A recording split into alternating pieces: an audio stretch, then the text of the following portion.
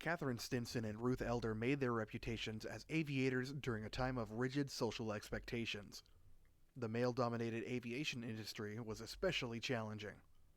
Aviation was considered an inappropriate and physically impossible activity for women, largely due to its perceived dangerous nature and the social limitations of traditional domestic roles.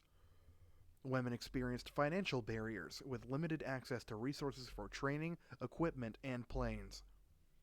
When they could participate, women were also relegated to general aviation, as neither the military nor commercial flying was open to them.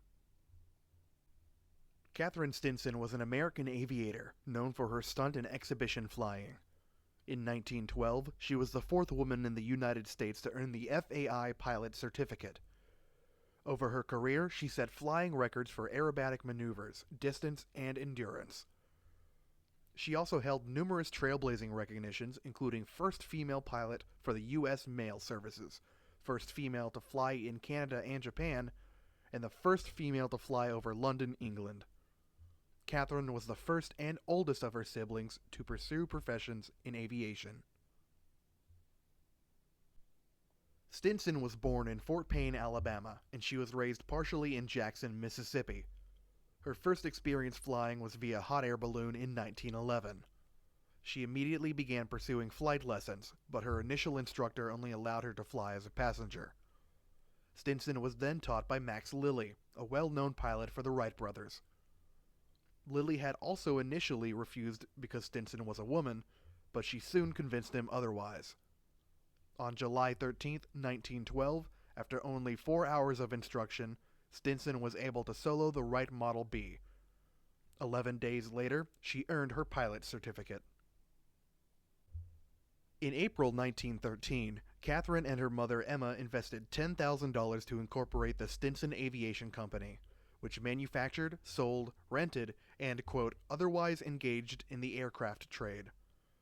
A month later, Stinson bought a Wright B, which she flew in exhibitions at fairs and parks in Ohio, Indiana, Illinois, Montana, Arkansas, Louisiana, and Texas. In 1915, the Stinson family founded the Stinson School of Flying, now the Stinson Municipal Airport in San Antonio, Texas. A family business, Katherine financed the school, mother Emma managed it, sister Marjorie flight instructed, and brother Eddie was a mechanic. Stinson was accepted into the U.S. Postal Service on a trial basis in 1913 to see if it was feasible to deliver mail by air. The first woman authorized to carry U.S. mail, her first contract saw Stinson make daily flights between the Montana State Fair and Helena's Federal Building. During the 4-day exhibition, she delivered 1,333 letters and postcards. In November 1914, Stinson became the first aviator in Alabama to deliver mail.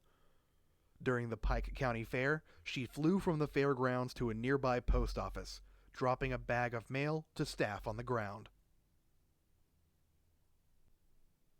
As an exhibition flyer, Stinson was known as the Flying Schoolgirl due to her youthful and slight appearance. She became the first woman to perform several difficult aerial maneuvers, including a full inside loop in 1915. She was one of the first pilots to fly at night, including limited instances of skywriting with flares. From December 1916 to April 1917, Stinson became an internationally known aviator, serving out a contract for aerial performance in Japan and China. The tour ended 2 months early when the U.S. entered World War I. Stinson pushed for the U.S. military to include her, and by extension women, in the Army's air service. Her requests were repeatedly denied.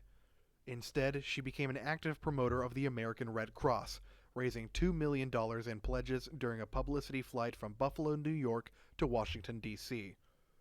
She navigated using railroad maps and finished her tour by circling the Washington Monument over a crowd of 5,000 spectators.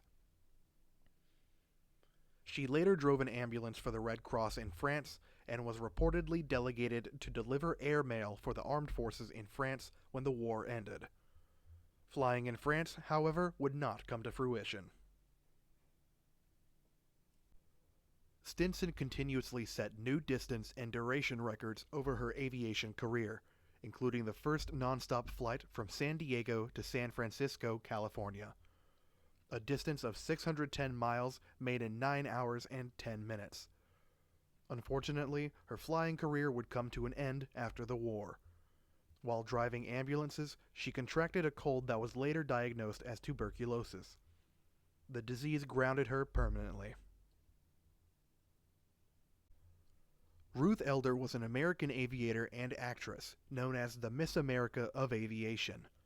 She was a charter member of the 99s, an international organization for female pilots.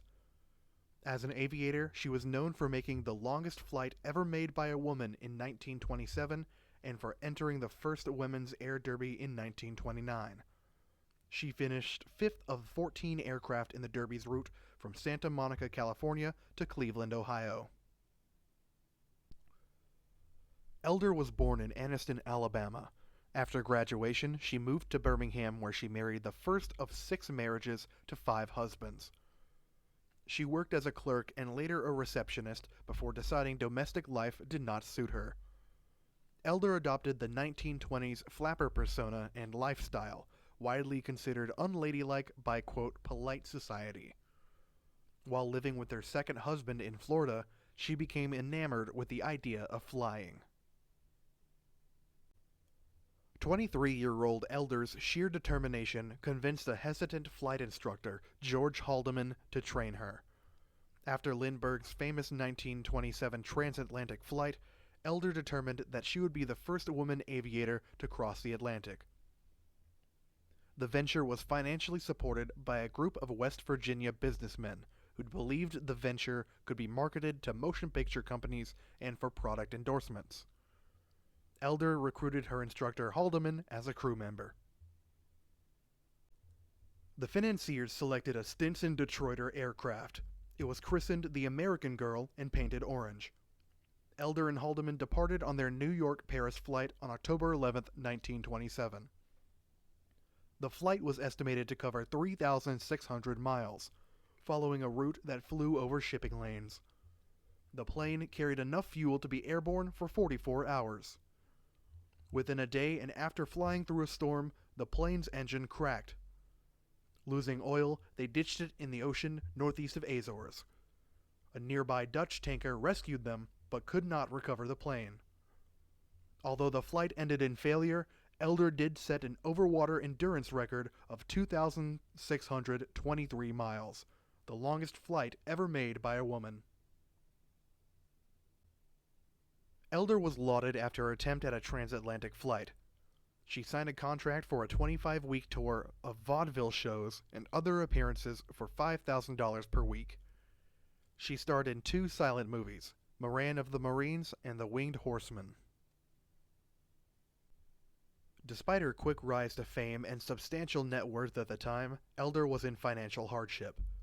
By 1955, she was an unknown secretary at the Hughes Aircraft Company in Los Angeles, California. The company's owner, reclusive billionaire Howard Hughes, knew of Elder's difficulties and convinced her to work for him. Near the end of her life, she struggled with alcoholism, multiple failed marriages, and financial problems. Despite this, she was known in interviews to have a peaceful disposition. Elder passed away in 1977, 2 days before the 50th anniversary of her historic flight.